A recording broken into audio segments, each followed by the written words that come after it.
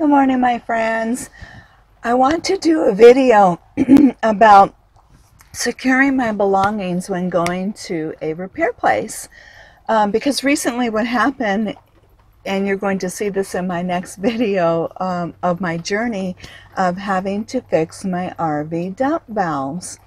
So I started having an issue with those, and I'll get into that in more detail in the next video. But I started to think, you know, how many times have I been at the repair place having to have my van towed and repaired and everything like that. And so when I get there, I'm trying to take all of my personal belongings that I worry about theft, right, at a repair place, because I know they can't watch their workers every time. And I know it's probably a slim chance that something could be taken, but you never know. And I have a lot of electronics now. Things are growing. I've got with my electronics, I've got a drone. I have a new camera coming and lenses and things like that that will be with it. And I just don't want to lose, you know, a lot of the stuff that I use for filming. And so I thought, I've got to come up with a way to secure my belongings. And I am so excited with the idea that I came up with. So I'm going to show you as I'm trying to get ready for my repair RV dump valve journey and securing my belongings and what I came up with. And I am just so excited of this idea and to share it with you. But we do need to be thinking about, if you're traveling, how are you going to secure your belongings? I have important paperwork and things like that that I just have to also keep confidential, and until I wrap up personal business that I've got going on here in Oregon. So yeah, I was just able to lock it away. So let's go take a look at the clips that I'm showing you what I came up with, and then stay tuned for that next video as I go into this RV dump valve repair journey.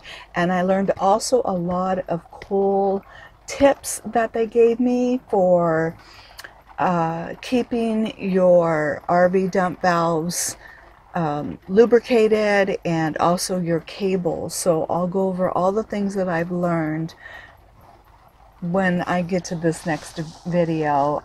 Probably will be next week by the time I can get to that one. All right, so here we go.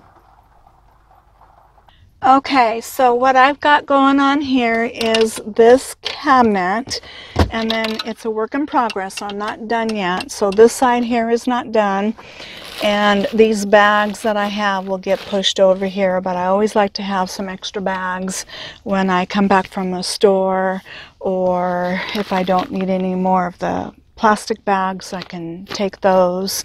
Costco, they don't give you bags. They put the stuff in boxes, and I don't like to have the boxes. So then I'll have my bags for places like that. So basically what I'm going to do is take this part out. Okay, so this is a tool bag that I have, and inside I have tools that I need to have the most often. So screwdrivers, pliers, things like that, tape, electrical tape, 3N tape, stuff like that. When I'm on the road, I like to have some CDs that I can grab to real quickly. And then this, in this little removable tray, I have all of my paper plates, or I actually have the Corel plates. I use those a lot because I could just wipe them down, and you know, only when I'm really being tired and I don't want to have to do a lot of cleanup, then I will use paper products, but not all the time. So I've got paper bowls, and then a small bowl that I use more often and easy to clean. And then I have plasticware, and again, I don't use that often, very seldom, but just whenever I need those moments where I'm tired, maybe before moving day, and or when I get somewhere on moving day or before moving day, when I don't want to have to do a lot of dishes because I'm trying to pack up and get somewhere anyways. Another thing that I really like to have on hand and close by to where my kitchen is I use gloves. Okay, so gloves help when you're dealing with meat. Whenever I'm handling chicken, or if I have making hamburgers, anything like that that I'm touching or handling raw meat, it just really keeps your cleanup down, and you don't have getting like salmonella or anything like that. So it just really is safer to do that, unless you can really wash up. Remember, when handling raw meat, hot water and soap and water and hot water. And because I'm always trying to watch my water, it's just easier to throw those and throw them away. Okay, so that's what I do to help conserve my water when handling stuff like that in a kitchen. Okay, now one of the things that I'm going to be doing, as I mentioned, I can put all of my important stuff that I worry about, theft, my drone camera when I get my new camera, paperwork, anything that I just really want to protect, I can put in here. So I'll be pulling that other stuff out, and then this is the lock that I ended up getting, and I wanted a very secure fit here with the chain. So I got a very tight chain, and I'll just stick that in there, and this in the middle, just get it under in between there. And I want it very, very snug. Just has to actually get really perfect in there, because I did not want any kind of play, a lot of play with that door. Okay, so hold on. It's just my hands. Remember, I have issues with arthritis with my hands. But,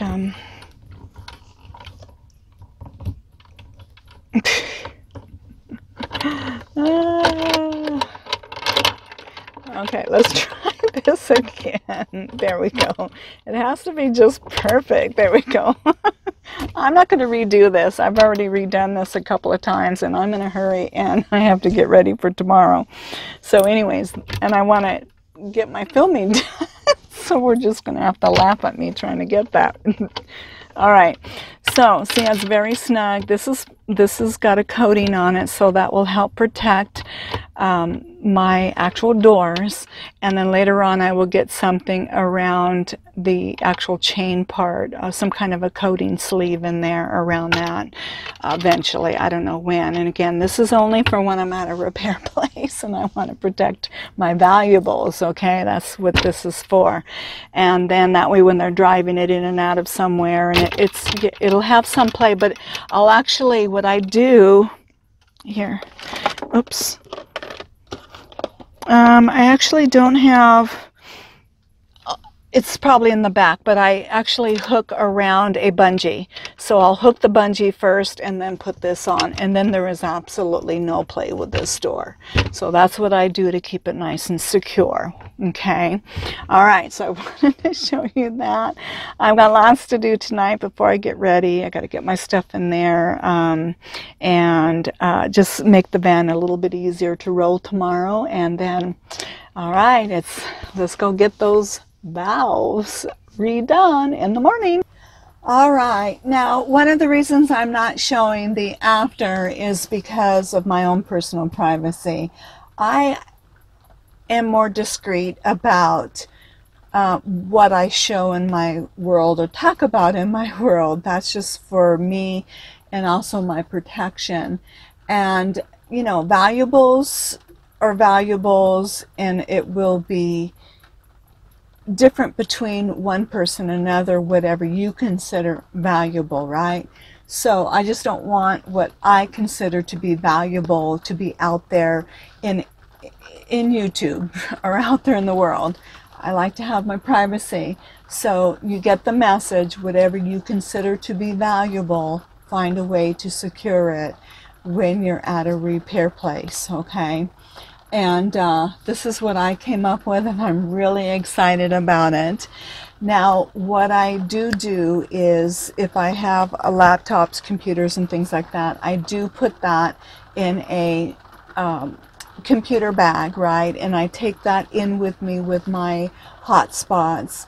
And so that's with me when I'm there.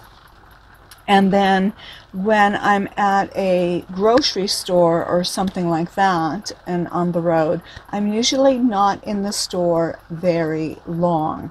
I am not going to use this method when I am there, because if someone was to break in, this is the way I'm thinking, if they were to break in, they've got tools and things to break in, to bust your window or to whatever, do whatever they need to do to get into the vehicle. And then they could actually see the lock on there, and it's going to bring their eyes onto that spot and go, wow, there's some valuables in there. Look, it's all locked up. And if they have a crowbar or something, it'd be easy for them just to bust open the door right from the hinges on this side and just bust the door off and be able to get in there, and everything would be in one central spot in that situation. And I do not want that to be a focal point when I'm not with my rig in the public. Okay, now at a repair place, all I'm trying to do is protect my belongings in that kind of setting, because there's a lot of workers, they're coming in and out of your vehicle. They're not going to do something like that because they're going to be seen by their other co-workers, and they're going to want to grab and put in pocket or something, or hide, and be more discreet about it. But when your vehicle is at a public place, a store, and parking lot, a couple things to be thinking about is, if they're going to break in, they're going to want to grab and go. So, and if it's in one central location, I don't want to make it easy on them, right? So what I do is I disperse my stuff around the van. It's tucked in holes, tucked over here, hidden over there. Things are dispersed and spread out. So they're going to have to spend more time in my van, and they're going to have to be searching for things. And they really don't want to do that either. They want to be able to look, grab, go, get out. So that's what I do, and I'm never usually away from my van very long at a store. It's just to go in, get some groceries, and get right back out. I never go to tourist places where I'm leaving my van for long periods. I'm always just boondocking with nature. I'm over the tourist stuff. I've done it, did it all, and I just want to relax and enjoy my retirement. So I'm just boondocking, campgrounds. I'm just, in nature. So I'm not leaving my rig very long at all, or too far from my rig. So I'm not too worried about situations like that, but just those short periods when I am away at a store, they're going to have to search a lot more to find my things, and they want to be able to get in and out. So I want to make that more difficult for them, definitely, if I should be in that situation of a break-in. Okay, so let's hope not. I mean, I'm always trying to be thinking ahead. I'm always trying to, just be one or two steps ahead. I highly recommend taking a self-defense class somewhere in there if you are traveling, because they also teach you the what ifs, not to be paranoid, but to be always one or two steps ahead of what could happen for safety reasons, and just to always be mindful of your surroundings. And again, I'm like in and out of there and moving on. So I hope these tips helped you what I do. Oh, and when I do take that computer bag into an RV repair place, I don't keep my laptops in there either. because they're going to look at that and want to grab it and take it, and it's not going to have what they think is in there. So I do, again, once again, disperse things around, just make it hard, make it where they're not going to want to be spending a lot of time searching for things. I just use that when I go in and out of a repair place, okay? So I hope tips have helped you, my tips of what I do to help secure things when I'm on the road and traveling or at repair places, okay? All right, so I love you all, and I look forward to seeing you in the next video when I go to the repair place and get my RV dump valves done. And they also give me some amazing tips that I didn't know, that I can't wait to share with you on how to keep my maintenance up with my valves and my cables that have to do with my RV dump system, okay? All right, so I'll see you in that next video, and I love you all, and I'll see you then.